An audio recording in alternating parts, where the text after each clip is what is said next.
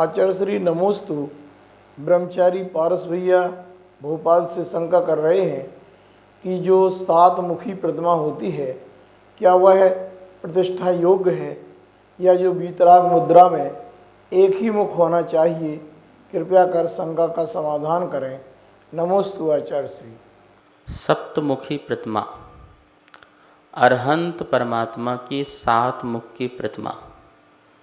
देखो, हमारे भारत में तो ये प्रतिमा देखने को मिलती नहीं है, लेकिन भारत में ही बनी एक प्रतिमा जो है लंदन के म्यूज़ियम में रखी हुई है और जिसमें 7 मुख की प्रतिमा बनी हुई है। वो कब बनी, क्यों बनी, किस उद्देश्य से बनी, ये बात की बात है। शायद सप्तमुखी प्रतिमा इसलिए बनी होगी कि सप्तभंग भगवान की वाणी को बताने के लिए। लेकिन प्रतिमाओं की प्रतिष्ठा पाठ आदि किस प्रकार से होती है, तो उसके लिए प्रतिष्ठा पाठ ग्रंथ में अपन देखें तो वहाँ पर सर्वांग सुंदर प्रतिमा होती है, सम चतुरस्र संस्थान वाली होती है और इस प्रकार की प्रतिमा का कहीं भी प्रमाण नहीं मिलता है कि 1 मुख, 2 मुख, 4 मुख, ऐसे प्रतिमा कहीं प्रमाण नहीं मिलता है। हाँ, ये तो कहा जाता है कि समोषण में चारों दिशाओं में भगवान के सिर दिखते हैं, चेहरा दिखता है, लेकिन वो एक अतिशय है। लेकिन सचमुच में ही 4 चेहरे हो जाते हैं अरहंत भगवान के, ऐसा नहीं है।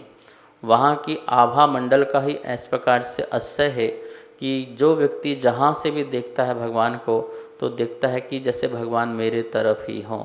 ये अतिशय में आया, लेकिन सचमुच में हमारे अरहंत के 4 मुख हों ऐसा नहीं है, वरना सब लोग वेदी में 4 मुख बनाना प्रारंभ कर देंगे, चतुर्मुख वाले हो जाएंगे, तो वो ब्रह्मा आदि की मूर्ति जिस प्रकार से होती है वैसा हो जाएगा। तो कहीं भी शास्त्रों में, आगम में पढ़ने में नहीं मिलती है कि भगवान की 7 मुखी 4 मुखी प्रतिमाएं होना चाहिए।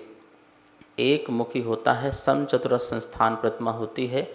और यदि कदाचित एकाध प्रतिमा ऐसी लंदन म्यूजियम में देखने को मिल गई है तो उसको आदर्श नहीं बनाना चाहिए, क्योंकि उसको आदर्श बना करके यदि हर मंदिर में इस प्रकार की प्रतिमाओं की स्थापना होने लगेगी, प्रतिष्ठा होने लगेगी, तो कालांतर में जैन धर्म का बहुत घात हो सकता है।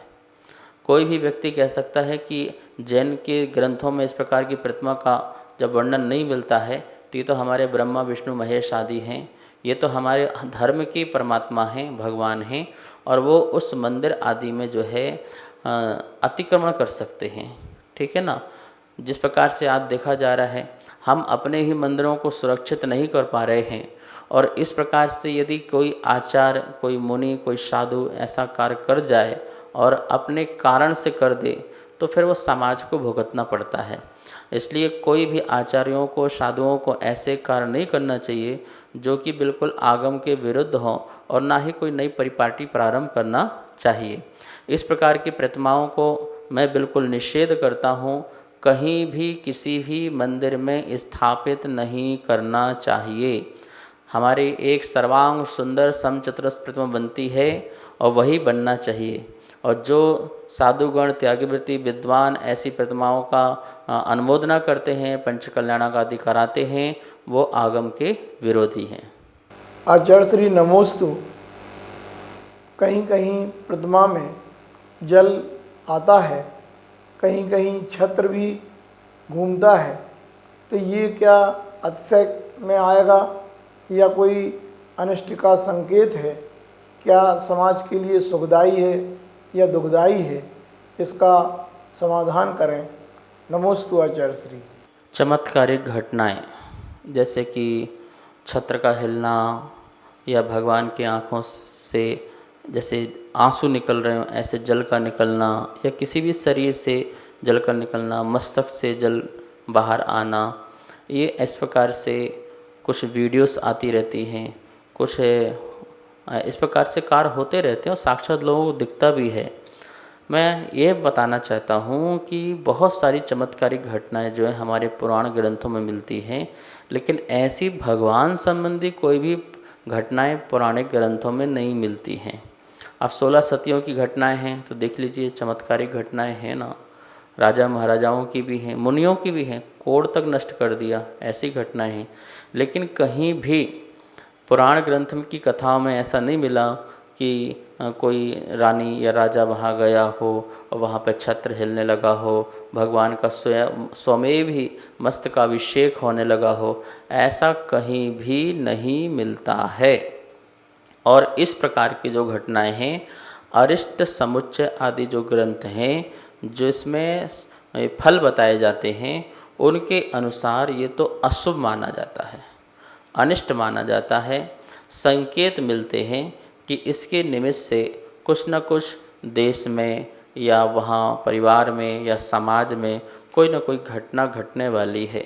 यद्यपि इस प्रकार के कार्य हुए हैं तो कोई घटना घटी है ऐसा देखने को नहीं मिला, लेकिन फिर भी जो शास्त्रों में लिखा हुआ है वो तो यही लिखा हुआ है कि यदि प्रतिमा बोलती हुई प्रतिमा या हंसती हुई प्रतिमा, कहा गया है स्वप्न तक में भी, इस स्वप्न तुमको प्रतिमा उल्टी दिख जाए, हंसती दिखे, तो ये भी कैसे अरिष्ट कारक हैं। तो ऐसी जो चीज़ें हैं इसको हास्य में नहीं लेना चाहिए, चमत्कार में नहीं लेना चाहिए, और वैज्ञानिक तरीके से देखना चाहिए, साइंटिफिक रीजन से देखना चाहिए।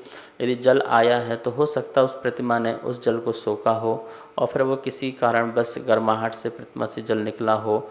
छत्र का हिलने का दूसरा भी और भी कारण हो सकते हैं।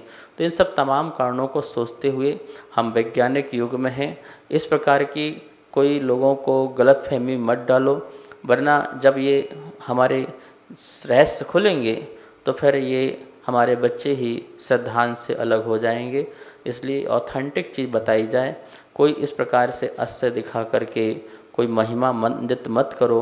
जो साक्षात वीतराग भगवान हैं उनका दर्शन पूजन पाठ करो, इतना ही मैं कहना चाहूँगा। सभी को सादर जय जिनेंद्र। पूज्य गुरुदेव के मुखारविंद से आप सभी की शंकाओं का नित्य समाधान आगम के अनुसार किया जा रहा है और ये इसका प्रसारण आदिनाथ टीवी चैनल के माध्यम से हो रहा है।